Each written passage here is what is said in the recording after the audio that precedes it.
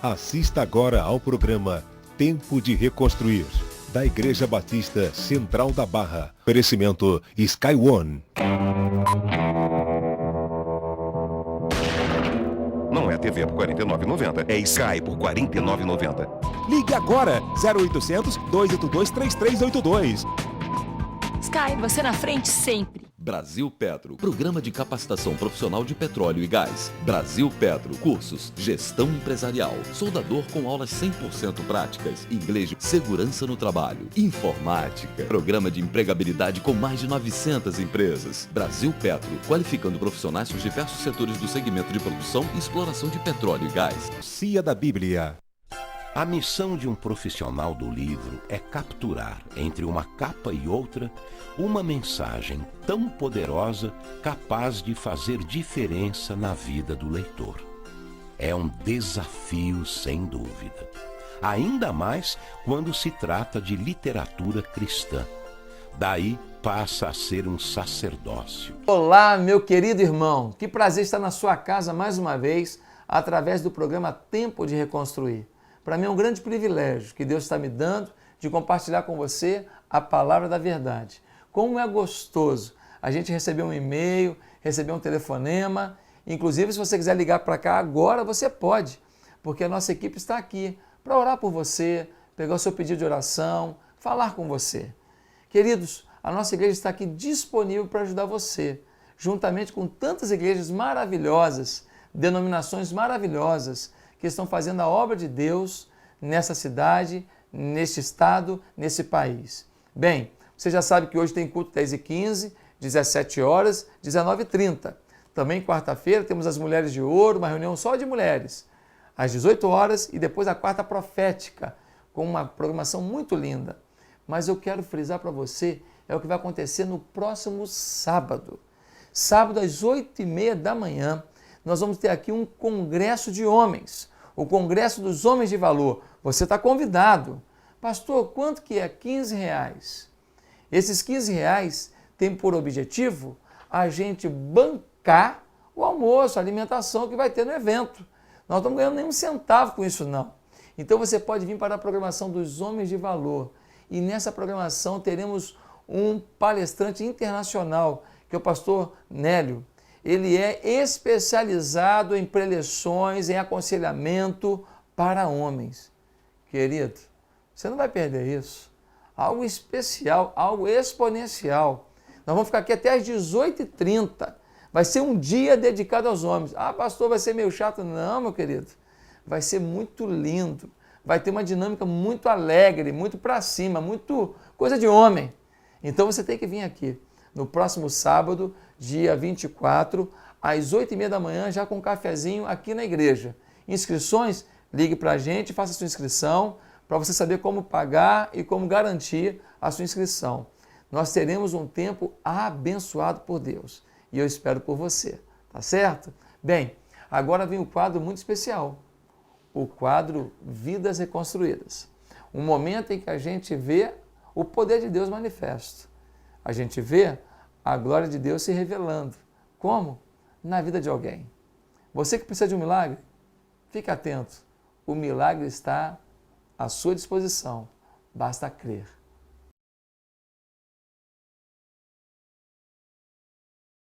Olá, eu sou a Andréia. Eu sou o Marclay.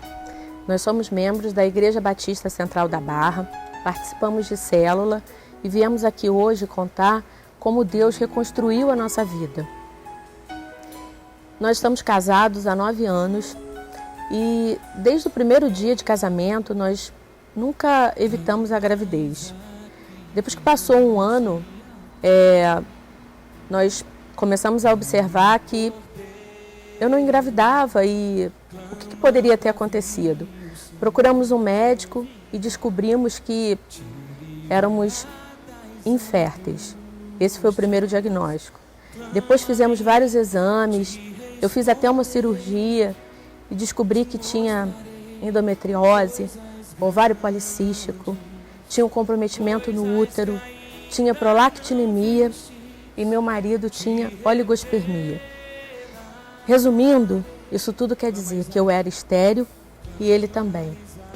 Ficamos muito tristes na época porque passou a ser um sonho que antes a gente não havia pensado como era importante, mas naquele momento era tudo que a gente queria e a gente não podia ter. Lembro como se fosse hoje, a médica fechando o diagnóstico, olhou para a gente e falou, olha, na medicina não existe nunca nem com certeza, mas se eu tivesse que escolher uma das duas palavras, seria nunca. Foi até que... eu falei para ela assim, então a última palavra é de Deus.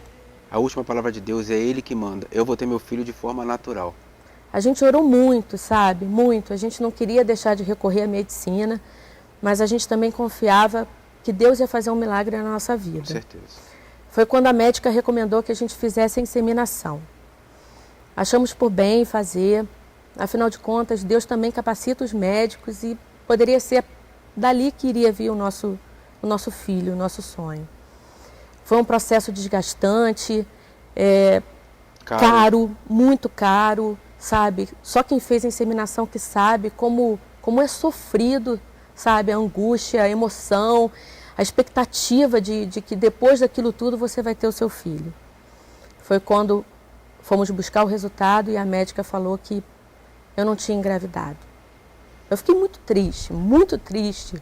Ela falou que seria impossível, que a gente teria que fazer várias vezes a inseminação, que não teria como, naturalmente, a gente engravidar. O Marclay tinha sido contrário à inseminação, queria que a gente continuasse tentando, eu insisti. Como a gente tentou e não tinha dado certo, resolvemos orar e entregar a Deus. Foram 3 meses de oração, de fé, e depois de 3 meses eu engravidei, naturalmente. Glória a Deus. Aí você deve estar pensando, né? O milagre aconteceu, esse foi o milagre? Não. Ele acabou de começar.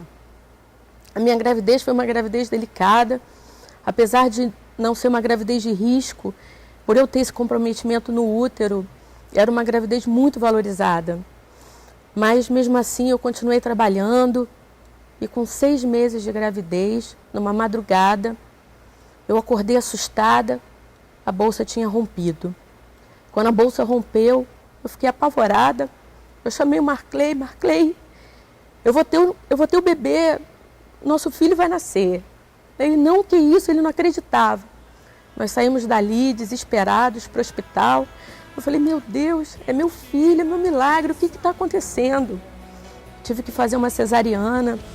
Eu lembro que durante o parto, colocaram um lençol na minha frente, e aí eu, sem saber o que estava acontecendo, o Enzo já tinha saído da minha barriga, eu perguntei para o Marclay, e aí o que houve? Por que eu não escuto o bebê chorar? O que está acontecendo? Aí eu até menti para ela, falei, não, amor, estão só limpando a sua barriga, mas na verdade já tinham tirado meu filho, já estavam tentando ressuscitar ele, ele acordou, ele nasceu com a Pigar 4, a respiração muito baixa, já estava muito roxinho, então, e aquele minuto ali que ele passou para ressuscitar meu filho, eu acho que foi o minuto mais longo da minha vida.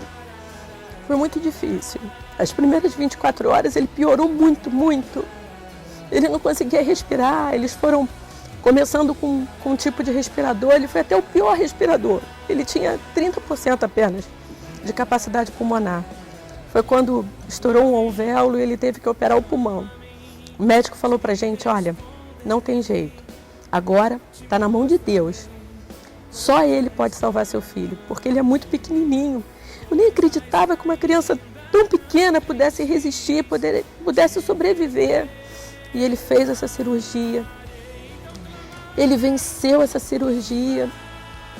Foram 40 dias de UTI, 40 dias de sofrimento, de angústia, mas de vitória. Em momento nenhum a gente deixou de acreditar em Deus, a gente deixou de confiar. O último milagre que a gente viveu foi quando, para ele ter alta, ele precisava mamar. Se ele não mamasse, ele teria que ir para casa com home care. E eu de joelho pedi a Deus, Deus, pelo amor de Deus, isso foi maravilhoso até aqui. Por favor, só mais um pedido, só mais um milagre. Eu tenho silicone, eu não consigo ter leite, mas é a única maneira do meu filho ter alta. Faz com que meu peito saia leite.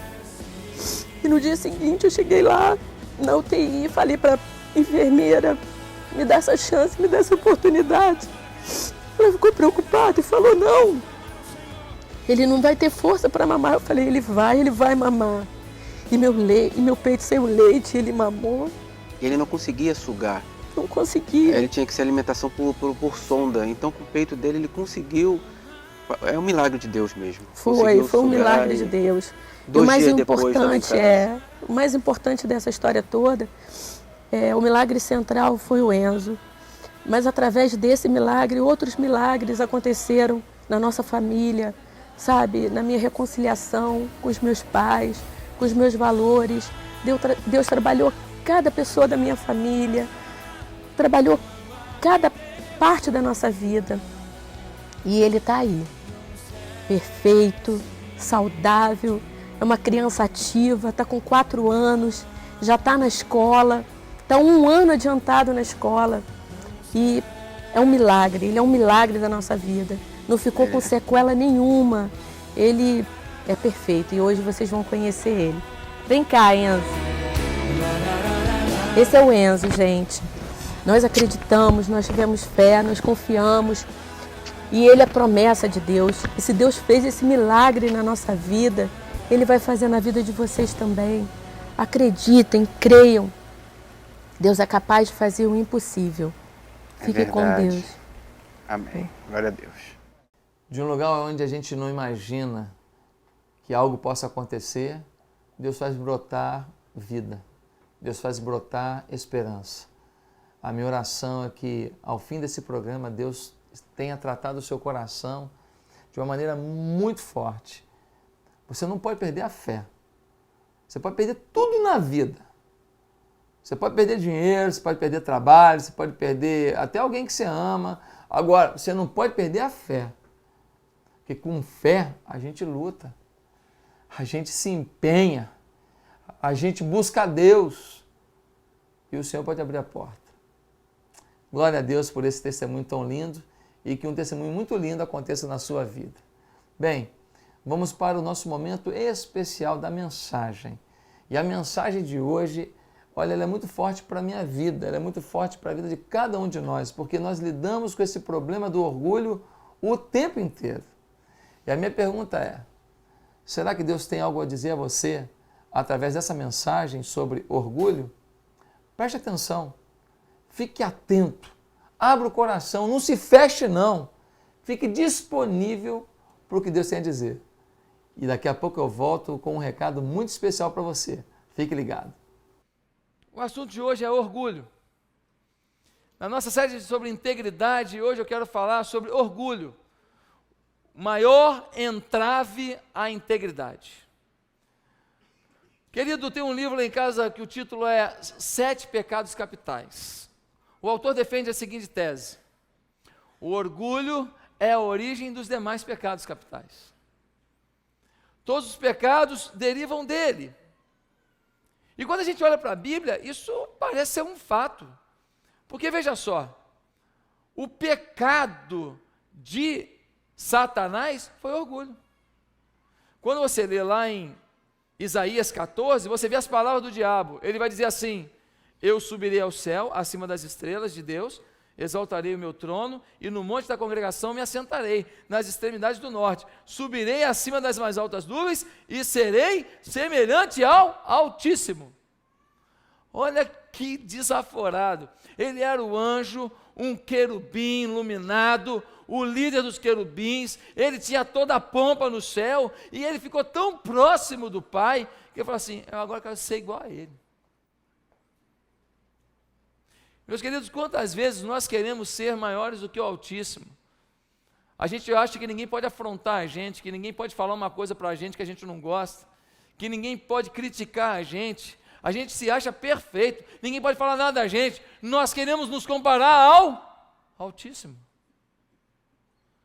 Amados irmãos, para definir orgulho, antes eu quero definir o que não é orgulho.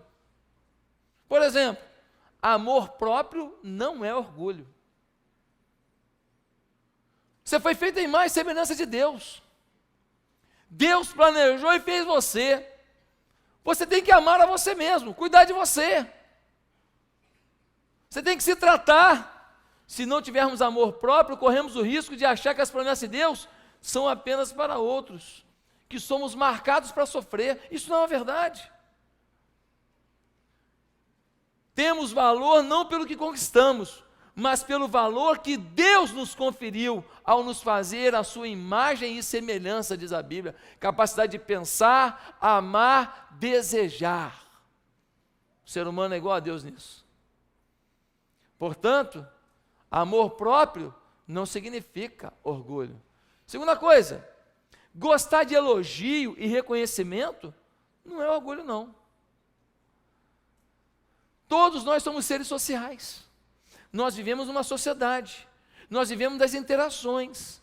Uma criança, por exemplo, que só ouve crítica, é que menino difícil, é que menina, é que menina. Esse camarada pode se tornar uma pessoa extremamente carente, que busca reconhecimento nas pessoas o tempo inteiro e, portanto, ele vai perder a sua identidade pessoal. Ele vai perder o seu amor próprio. Ele vai perder a sua qualidade de discernir e dizer assim, calma aí, estão abusando de mim. Não, ele quer agradar o tempo inteiro. E as pessoas fazem gato e sapato dele. Por isso que tem muita moça que namora com um cara que não vale nada. E o cara apronta para cá, apronta para lá, apronta para cá, apronta para lá. E está lá, mocoronga. Carência. Desde de novinha que eu via, sua irmã é bonita, você não. Sua irmã é inteligente, você não. Ah, essa filha de lá me dá orgulho, você, misericórdia. E já era isso. Amados irmãos, ter satisfação é muito importante. Ah, eu não vou falar para o pastor nenhum reconhecimento, nenhum elogio sobre a igreja, não, porque senão o pastor fica vaidoso. Ah, você vai cuidar da sua vida, rapaz. Só que é problema vem. Aí quando tem uma coisa boa na igreja, a cantina está boa, fala, meu irmão. Fala para um pastor, fala para um amigo, fala para a pessoa da cantina. A cantina está gostosa, a comida. Ah, fala que alguma coisa está arrumada na igreja. Fala que hoje o ar-condicionado está mais ou menos, melhorou, não sei. Só problema, só acusação, desabafei. Você precisa entender que todos nós precisamos de reconhecimento, de elogio. O menino fez uma coisa errada, você fala para ele assim, você fez errado, mas sabe o que acontece? Você não é assim não, na próxima você vai acertar. Aí a criança quer acertar, porque você falou para ela que ela não é assim. Ela quando fez aquilo de errado, ela fez diferente do que ela é, então ela tem que voltar a ser o que ela é, e ela só é porque você disse que ela é. Tem marido que não elogia a mulher, tem mulher que não elogia o marido, mas quando vacila, pau na moleira. Se você falar para o cara tudo que ele é de ruim, ele desiste de melhorar. Sério. Se você contar tudo para ele, não conta tudo agora não, irmão, guarda esse segredo, esse mistério. Se você falar para essa mulher tudo que ela é, meu Deus, ela quer voltar para casa da mamãe, porque não tem jeito de melhorar. Então, palavras de afirmação, todo mundo precisa disso. Isso não é orgulho. É orgulho quando eu começo a querer ouvir palavras e desprezar se elas são ditas a outros. Quando eu quero as palavras para mim e torço para que ninguém mais as ouça. Aí o sistema comparativo se definiu. Aí está o orgulho. Terceira coisa, ter satisfação por conquistas pessoais ou de pessoas que você ama, não é orgulho. Sua filha passou no vestibular. Ai, que tragédia, minha filha passou no vestibular. Você juntou um dinheirinho para fazer uma viagem que você sempre sonhou com a sua família. Não vai ficar feliz? Não vai ter alegria? Agora, chateação, porque o outro também vai conseguir na mesma viagem, aí é orgulho. Vim com as suas fotos, aí eu falo, ai, que bonito, deixa eu te mostrar as minhas. Ah não, depois eu vejo a tua. Aí a gente vê o orgulho. Querido, sempre que o sistema comparativo se define, aí sim a nossa vaidade, a nossa soberba, o nosso orgulho está em teste. Mas o que é orgulho afinal? O dicionário Aurélio define: orgulho é conceito elevado ou exagerado de si próprio, amor próprio demasiado, soberba. Ou seja, o orgulho nos pegou quando esquecemos que temos a imagem de Deus, por pura graça de Deus, e começamos a achar que as coisas que acontecem com a gente é porque a gente tem mérito e a gente é muito bonzinho mesmo. Amigos, é nesse momento que o homem declara sua independência de Deus e começa a deixar de reconhecer Deus como sua fonte primária de toda a bondade. Somos pessoas com uma tendência absurda ao erro. Se eu pegar tudo que você pensou hoje, passar num filme aqui, meu querido, misericórdia, tudo que você pensou na sua sogra, da vizinha do 103, tudo que você pensou do seu marido hoje, tudo que você pensou numa imagem que você viu na televisão, cenas terríveis passariam aqui. A nossa tendência ao erro é enorme. Por isso que Hugo de São Vítor, um mestre cristão medieval, disse o seguinte sobre o orgulho. Ele disse que o orgulho se parece com um riacho que decide parar de se comunicar com a sua fonte, ou com um raio luminoso que decide se distanciar do sol. E ele conclui que aquele riacho, depois de se desligar da sua fonte, em algum tempo estaria em sequidão. E aquela luz, depois de se distanciar do sol, seria escuridão. Aliás, o próprio Jesus disse: sem mim nada podeis fazer. João capítulo 15, Jesus vai dizer: eu sou a videira verdadeira, vocês são as varas, os ramos. Ou seja, Jesus é a videira, Ele puxa a seiva, e Ele que dá para os ramos, Ele que dá para os galhos, é Ele que nos abençoa. Sem Ele nós não somos nada, é a graça dEle sobre nós. Meus irmãos, nós podemos cavar um buraco? Podemos. Nós podemos jogar semente? Podemos. Nós podemos cobrir o buraco? Podemos. Mas só Deus manda a chuva. Ah, mas vou de mangueira, se parar a chuva, seca a fonte da água da mangueira, meu filho. Só Deus manda a chuva.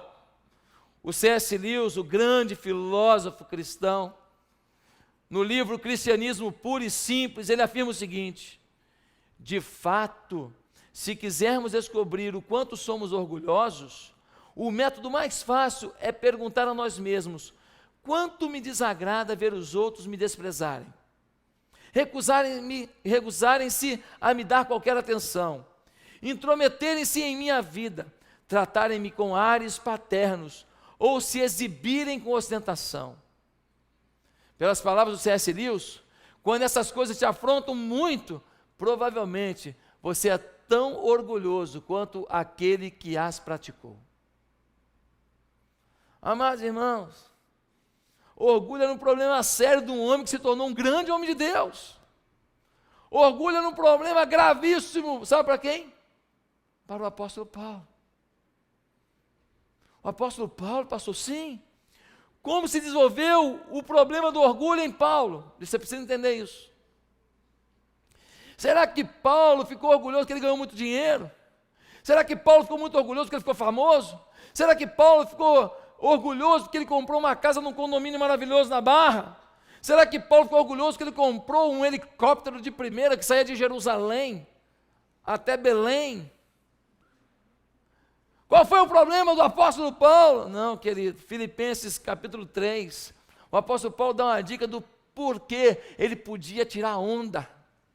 Ele vai dizer assim: ainda que também podia confiar na carne, se algum outro cuida que pode confiar na carne, ainda mais eu. Aí ele diz por que ele pode tirar mais onda ainda na carne. Ele fala: circuncidado ao 8º dia, da linhagem de Israel, da tribo de Benjamim, hebreu dos hebreus, segundo a lei fui fariseu, o grupo religioso mais ortodoxo de todos os grupos judeus. Segundo o zelo, perseguidor da igreja, segundo a justiça que há na lei, irrepreensível. A fonte de orgulho de Paulo não era dinheiro, poder, nada disso, sabe qual era? A sua religiosidade. Ele era venerado, aplaudido pela sua conduta tão firme e direta no cumprimento de leis, de ritos, de rituais, de celebrações cerimoniais. Ele é aquele cara que fazia tudo certinho, chegava no culto na hora. Só saía quando o pastor falava, pode sair. Aquele cara falou, fica de pé, ele é o primeiro, fica de pé. Abre o olho, ele abre. Levanta a mão, levanta. Abaixa, abaixa. Agora todo mundo vai comer aquele queijo hoje. Ele é o primeiro, vai lá, vou comprar para você também. Pode comer comigo aqui. Ele é o camarada, exemplo. E meus irmãos, por causa desse exemplo, desse menino, ele começou a se destacar. Ele foi criado nesse berço fariseu de religiosidade intensa. Ele foi então selecionado para ser discipulado por um homem chamado Gamaliel.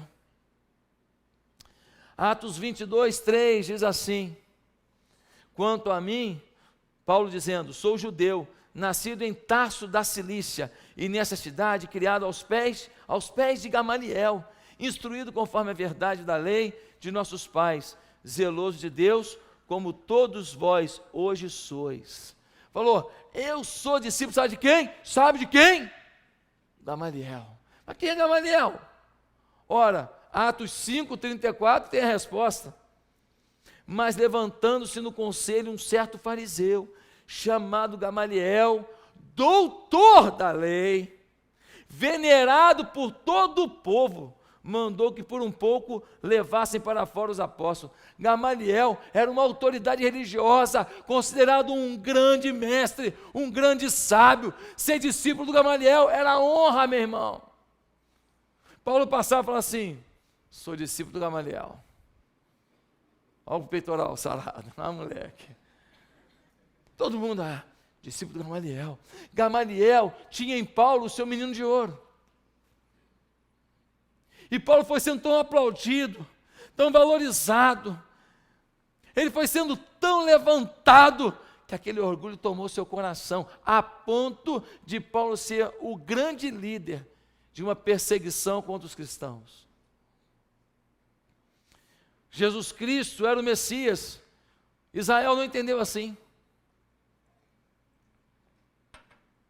Acharam que era uma seita que afrontava o judaísmo, não entenderam que era o cumprimento do judaísmo, que o Messias viria, o Messias era o Messias, não de guerra, mas de paz, Jesus.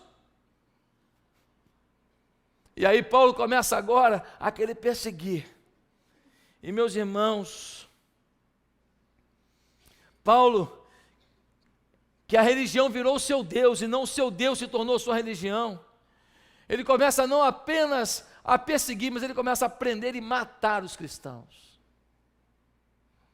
Um fato terrível foi quando Estevão, lá no capítulo 7 de Atos, morre na sua frente, apedrejado.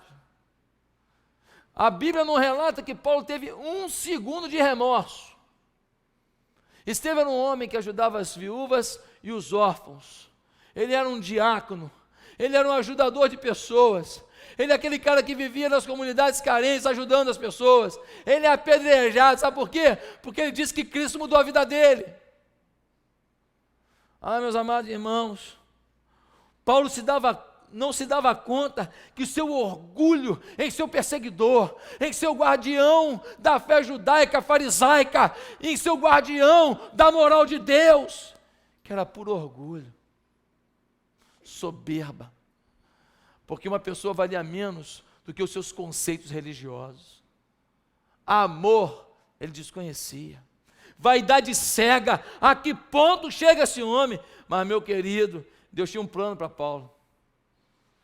Ele estava aprontando, ajudando a perseguir, e até morreu gente, mas Deus estava de olho nele. Aí abra sua Bíblia agora em Atos capítulo 9. Atos capítulo 9, conta o que Deus fez com ele. Atos capítulo 9, versículo 3.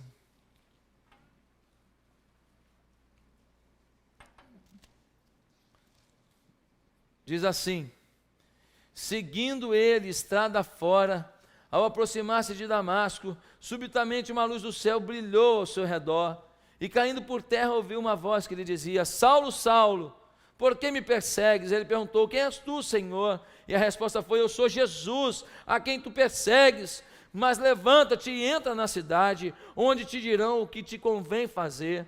Os seus companheiros de viagem pararam, emudecidos, ouvindo a voz, não vendo contudo a ninguém.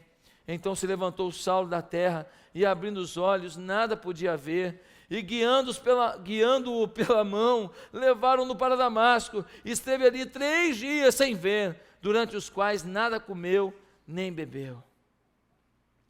Paulo vai lá e pega umas cartas de autorização para ir até Damasco procurar cristão para prender. Eles são caçados como bichos. E Paulo vai todo cheio de si, autoridade, eu que mando no pedaço, está aqui a minha documentação. Mas quando está no caminho de Damasco, ele não esperava, mas brilhou no caminho a luz do Senhor Jesus. Ah, meus irmãos, quando brilha a luz de Jesus no caminho da gente, não há outro caminho para a gente, a não ser se prostrar.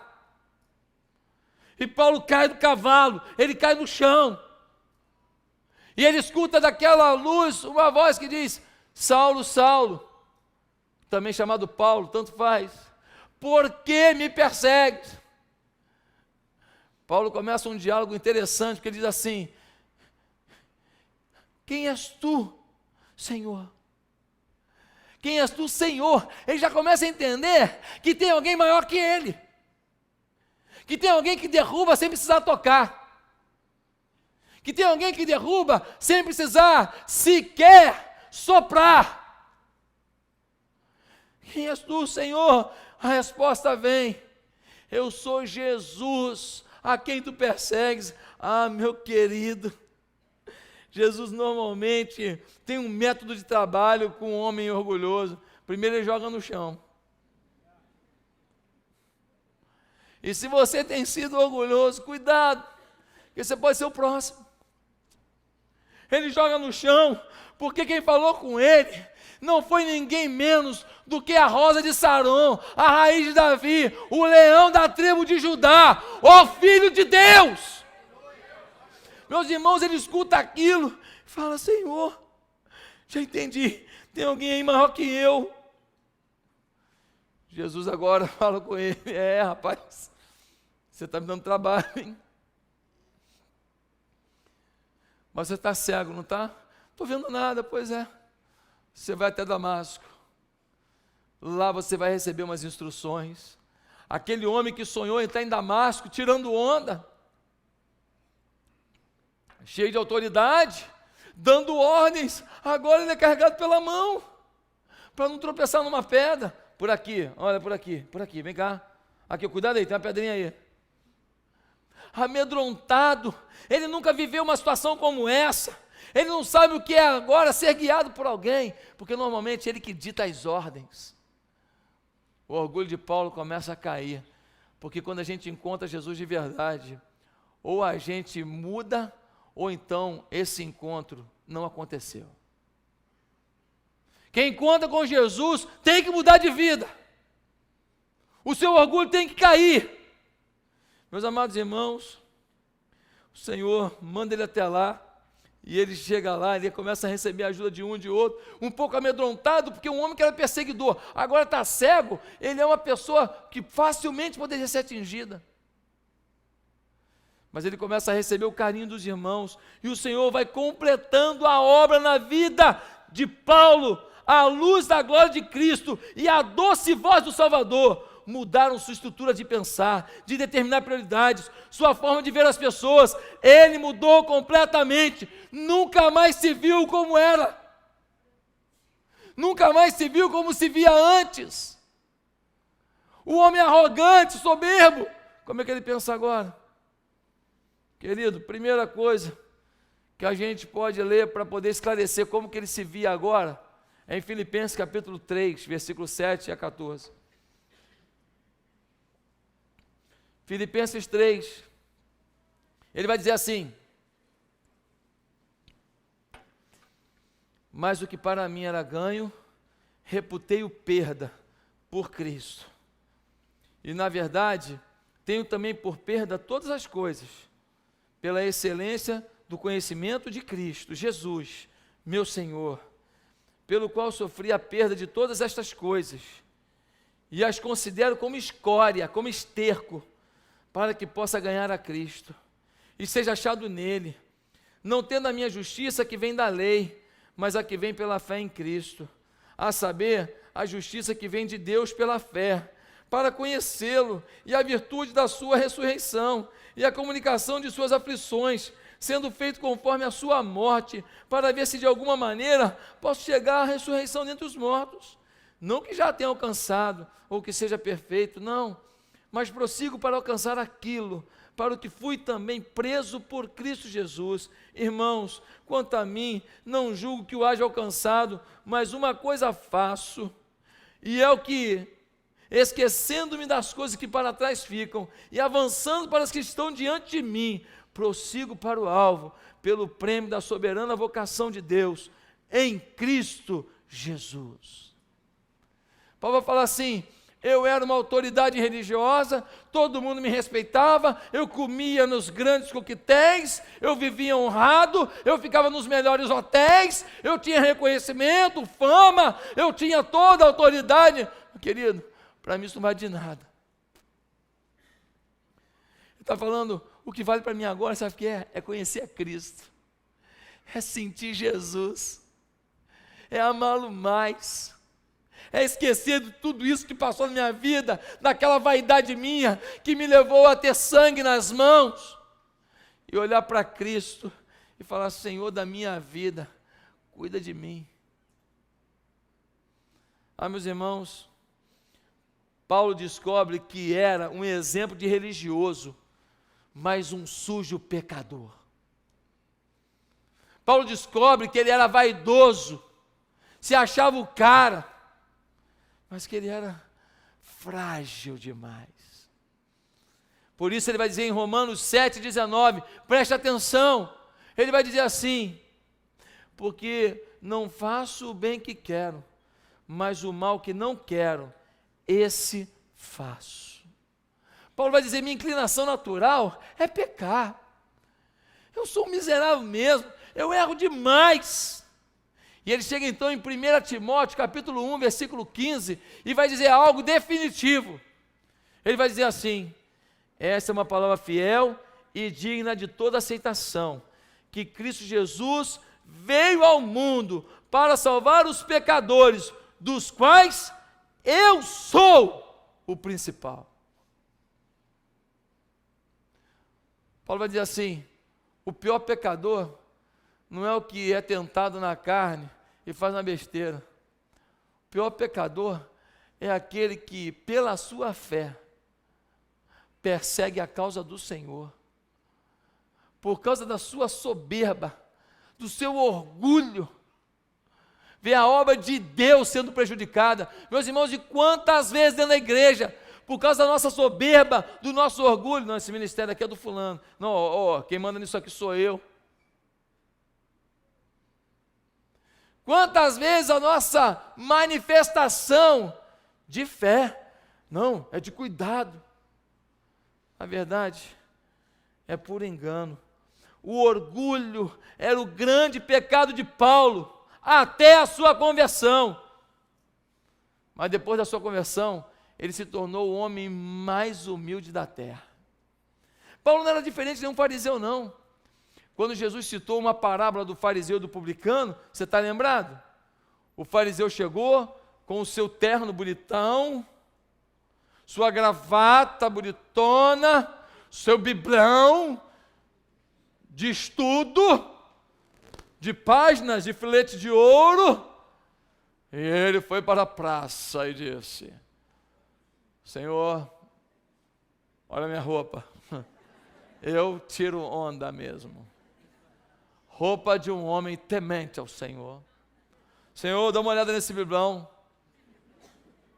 Se eu der uma biblada nesse cara, ele vai sentir o peso da palavra. Porque olha, isso aqui é uma Bíblia. Senhor, olha aqui, ó, canetinha amarela, canetinha rosa, canetinha azul, eu sublinho mesmo, que eu leio a palavra. E ele começa a falar, Deus fica até constrangido diante de tanta santidade. É o fariseu, ele ora na praça, ele fala alto. Alguém fala alguma coisa assim, ele fala, irmão, tem que ter fé, irmão. Aleluia, irmão. Glória a Deus, irmão. O irmão não chegou no ponto que eu estou. Mas o irmão ainda vai crescer muito, talvez daqui a uns 35 anos. Se eu parar agora, o irmão chega no meu nível. Meus irmãos, mas diz a Bíblia que do lado do fariseu tinha um publicano que falava, Senhor, só faço besteira. Joguei fora meu casamento. Joguei fora minha liberdade. Essa porcaria desse cigarro está me escravizando. Senhor, falei uma mentira. Para poder esconder uma mentira, eu tive que contar mais 5. Ninguém confia mais em mim. Estou tentando te buscar. Tenho chorado diante de ti. Tenho lido a tua palavra todo dia. Tenho tentado cantar os louvores. Mas, Senhor, já fiz tanta coisa errada. Será que ainda tem jeito para mim? E diz a palavra de Deus que o Senhor rejeitou o religioso bonitão e Deus se agradou do humilde pecador, mas arrependido de coração. Meus amados irmãos, quero tecer algumas conclusões nessa noite sobre esse mal que é o orgulho. Primeiro, o orgulho não nos permite buscar integridade. Meus amados, o salmista diz que o orgulhoso sofre da síndrome da indestrutibilidade. Ele acha que nada lhe atingirá, que ninguém tem dignidade para ofendê-lo, que ele jamais será abalado. O orgulhoso tem uma falsa segurança, porque a sua segurança está pautada em si mesmo. Eu sou o cara, eu posso. Ele é como um jangadeiro que está em alto mar, no meio de uma tempestade, mas na cabeça dele, ele está conduzindo um transatlântico. Uma vez um homem estava para se tornar membro aqui da nossa igreja. E ele falou assim, pastor, para que o senhor me conheça melhor, e tenha algumas informações sobre a minha pessoa, eu gostaria de dar meu currículo eclesiástico. Meu irmão, não tem problema nenhum saber o que você fez na outra igreja, isso é legal, me ajuda muito, até para você te encaixar em algum ministério da igreja que está precisando. Mas meu irmão, o homem me deu um currículo de umas 30 páginas. Curso disso, fiz aquilo ali, ensinei isso aqui, organizei não sei o que lá. Falei, meu Deus, como esse homem é bom. Que homem. Amados irmãos, não ficou aqui nem meses, porque gente boa desse jeito não tem pastor suficiente para eles.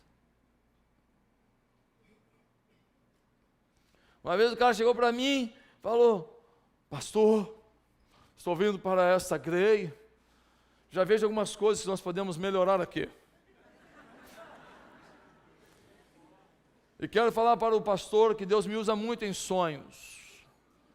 Deus fala muito comigo, eu tenho uma relação muito estreita com o Eterno.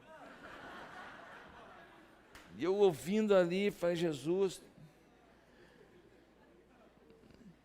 E ele falando, pastor, tem algumas coisas que depois quero comunicar aos irmãos, mas estou confirmando com o Senhor.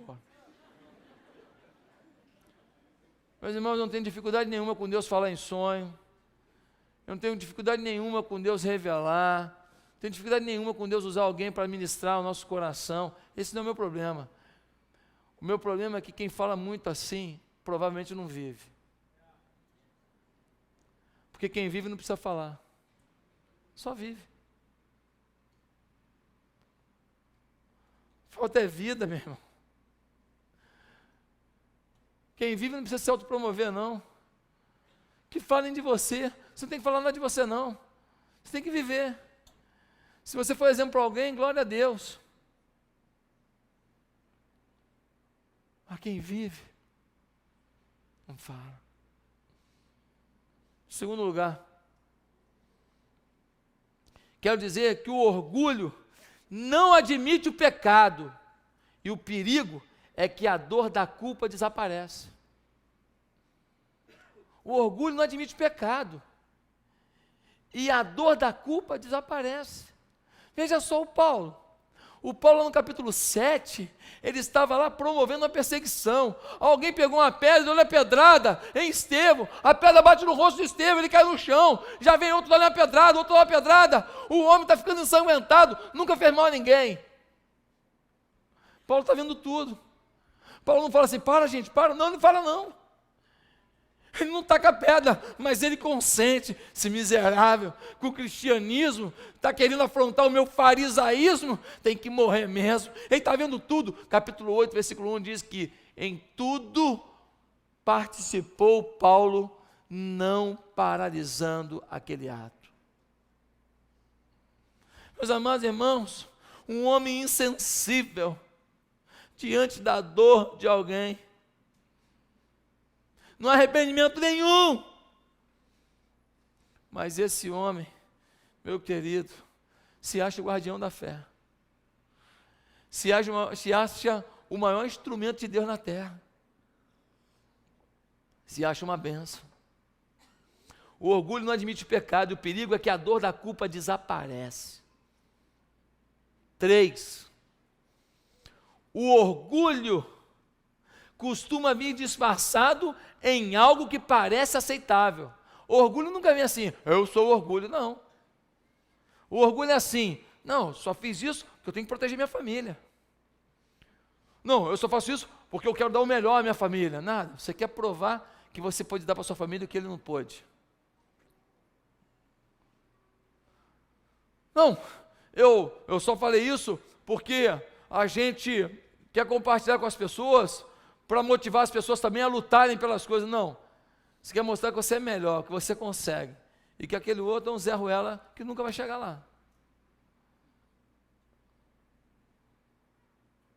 Queridos, o pior de tudo é que o orgulho não é facilmente identificado. É muito fácil que o orgulhoso perceba e critique o orgulho de todo mundo, mas dê outros nomes e motivos para as suas ações de orgulho. Ah não, eu fiz isso, mas foi por zelo. Eu fiz isso não para proteger, não, por orgulho. Essa palavra tem um significado profundo no seu coração, na sua vida. Que Deus te abençoe muito. Que a humildade que Jesus teve para lavar os pés das pessoas, que Jesus teve para não ter uma casa, depender dos outros, até para poder dar uma descansada. Que essa mesma humildade você tenha também. Peça perdão para sua esposa, para o seu filho.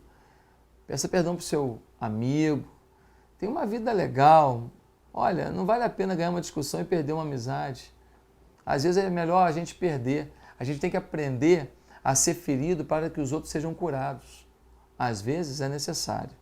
Bem, se você quiser ligar para cá agora, para alguém orar com você e dar informações sobre a igreja, você pode fazê-lo. Nós estamos com o nosso telefone aqui e o pessoal está à disposição para atender você. Quero lembrar que o culto é 10h15, em 10h15 um culto maravilhoso, 17 horas o segundo culto, 19h30 o terceiro culto. Olha, um culto maravilhoso que nós teremos hoje, com uma mensagem muito especial para a sua vida. Eu tenho certeza disso. Quero lembrar que quarta-feira tem uma reunião de mulheres às 18 horas, depois 19h30 a quarta profética com a pastora Fernanda Brum, pastora Emerson Pinheiro. Agora, no sábado, você não pode esquecer do Congresso dos Homens de Valor, 8h30 da manhã, você tem que vir para cá. A inscrição é R$15. Liga aqui para a igreja e faça a sua inscrição, porque com esses R$15 nós vamos pagar apenas a comida. Você vai almoçar aqui, vai ter um cafezinho, vai ter também o almoço, é só para isso. Agora, o preletor internacional, pastor Nélio, olha, é tremendo, tremendo. Já veio aqui na nossa igreja e foi algo especial. Ele vai falar sobre o tema O Poderoso Chefão. É o tema do congresso. O Poderoso Chefão, dizendo do papel do homem na sociedade. E a gente vai trabalhar vários tópicos ao longo do dia, mas também vai ter dinâmica, também vai ter isso e aquilo. Vai ser muito interativo, muito legal. A gente espera você aqui na nossa igreja. Bem, querido, estamos encerrando mais um programa, mas antes eu não posso deixar de orar por você, de pedir a Deus um milagre sobre a sua vida. E eu gostaria que você curvasse a sua cabeça agora, que você fechasse os seus olhos e dissesse ao Senhor: Senhor, arranca o meu orgulho, me ajuda a resolver as pendências. Senhor, muda a minha história, muda a minha forma de ser. E o Senhor vai ouvir a tua voz. E se você se arrepender dos seus pecados, Ele te dá hoje a certeza de vida eterna. É esse o caminho que o Senhor tem para você. Vamos orar? Santo Deus, derrama a tua graça sobre cada pessoa que me ouve agora. Que o teu Espírito Santo toque em cada coração. Que a tua força, ó Deus, esteja revitalizando cada pessoa que nesse momento está pedindo a Jesus: Jesus, muda a minha vida. Senhor, restaura casamentos, restaura a felicidade, liberta de vícios, traz paz interior a essas pessoas que clamam sinceramente ao Senhor nesse momento, dizendo: Jesus, reina na minha vida. Pois é no nome de Jesus que oramos. Amém. Bem, querido, daqui a pouco nós vamos ter agora o espaço editorial e também uma música muito bonita para você. E eu gostaria que você estivesse atento até o fim do nosso programa com essa canção para o seu coração. Até domingo, por favor, divulgue as nossas redes sociais. Pastor Josué é o meu Twitter, você pode me seguir. PR Josué Valando JR é o meu Facebook. Você pode também entrar no canal de YouTube da nossa igreja. Tem aqui o e-mail da nossa igreja, secretaria@ibcbarra.com.br, onde você pode fazer contato conosco e você pode também contribuir conosco. Nós precisamos de ajuda. Olha, a televisão é algo muito caro, mas está valendo a pena, porque muita gente pelo estado do Rio de Janeiro está ouvindo falar de Jesus e tem dito: olha, minha vida mudou depois que eu ouvi a mensagem do Evangelho nesse programa de televisão. Então, como você pode ajudar? Você pode depositar na nossa conta do Itaú. Está aqui a nossa conta do Itaú. Ou você pode entrar no nosso site e, através do PagSeguro, fazer um pagamento para a gente, um depósito para a gente. Nós queremos muito contar com a sua ajuda, porque se você falar assim: pastor, eu vou dar R$30 por mês, R$50 por mês, R$100 por mês, quando você puder, ou então alguém fala assim: pastor, eu ganhei um dinheiro aí, eu quero fazer uma contribuição forte para o programa de televisão, querido, isso vai nos ajudar muito. E eu te garanto que todo o dinheiro que for feito pelo PagSeguro ou que você depositar na conta do Itaú, esse dinheiro vai ser usado exclusivamente para a divulgação do Evangelho pela televisão. Tá certo? Eu conto com a sua ajuda, eu preciso da sua ajuda e eu tenho certeza que Deus há de abençoar poderosamente quem está ajudando milhares e milhares de pessoas do nosso estado, da nossa cidade, a ouvir do Evangelho. Deus não falha, querido. Quem tem fé para contribuir, recebe a promessa. Isso eu não tenho dúvida. Isso é bíblico. Que você faça valer na sua vida esse milagre. Fique então com o espaço editorial e com o nosso clipe encerrando o nosso programa. Domingo, você já sabe, é tempo de reconstruir. Até 8 horas da manhã, domingo que vem aqui na Band. Divulgue para todo mundo. Tchau! Espaço editorial da Igreja Batista Central da Barra. Um oferecimento CIA da Bíblia. Esse é o nosso espaço editorial com o apoio da CIA da Bíblia e da editora Vida. E para mim é um grande privilégio apresentar esse espaço. Por quê? Porque a gente sempre está apresentando material de qualidade. A editora Vida tem muita coisa boa. E a CIA da Bíblia, que vende muitos produtos, é uma grande representante da editora Vida aqui no estado do Rio de Janeiro. Então, se você quiser comprar alguma coisa e ser um revendedor, talvez, de livros e outros materiais evangélicos, você pode fazer contato com a CIA da Bíblia. Agora, hoje eu quero falar, por exemplo, desse livro aqui do Philip Yancey. Philip Yancey é um dos maiores autores evangélicos da atualidade. É um homem que é lido pelos grandes líderes mundiais das grandes igrejas do mundo, você pode ter certeza disso. E ele vai ter um livro aqui chamado Onde está Deus quando chega a dor? Será que Deus é que permite um acidente ou será que Deus é que provoca um acidente?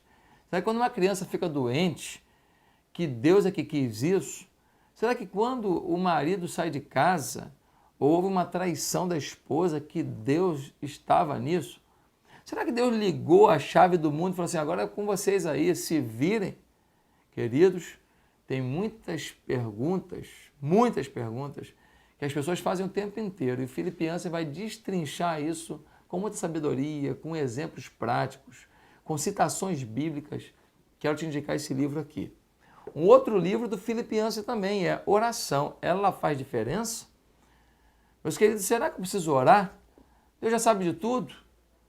Eu que preciso agora falar para Deus as coisas que Ele já sabe. Qual é a diferença de eu orar e falar alguma coisa que Deus já sabe e Ele sabe tudo que eu preciso? Por que orar então? Se você ler esse livro aqui, e esse aqui, ó, não é fininho não, hein? Essa resposta é dada com muita precisão.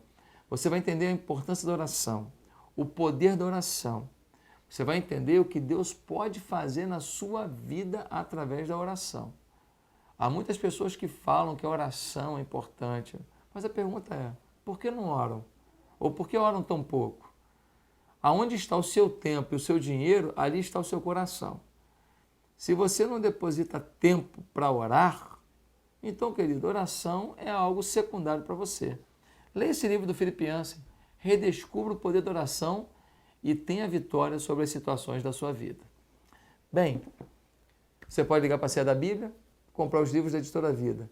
Que Deus te abençoe e faça algo lindo na sua vida. Tchau.